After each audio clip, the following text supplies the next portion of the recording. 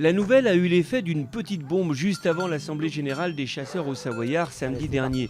On allait peut-être pouvoir chasser cet été en Haute-Savoie. Sauf que selon le président des chasseurs au Savoyard, il n'y a là aucun scoop, puisque selon lui, cela fait 10 ans que ces chasses sont autorisées de manière parcimonieuse et dans un objectif précis. Nous avons beaucoup de dégâts de sangliers dans le département comme bien d'autres départements et que, en fonction des dégâts que nous pouvons constater dans telle et telle zone, nous organisons ce que nous appelons des cellules de crise.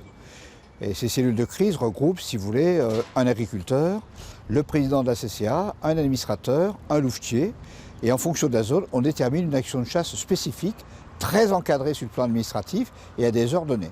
Ce qui est vrai pour le sanglier et les agriculteurs l'est aussi pour le chevreuil et les forestiers. Bref, tempête dans un verre d'eau selon les chasseurs, mais les écologistes, on s'en doute, ne voient pas tout à fait les choses sous le même angle.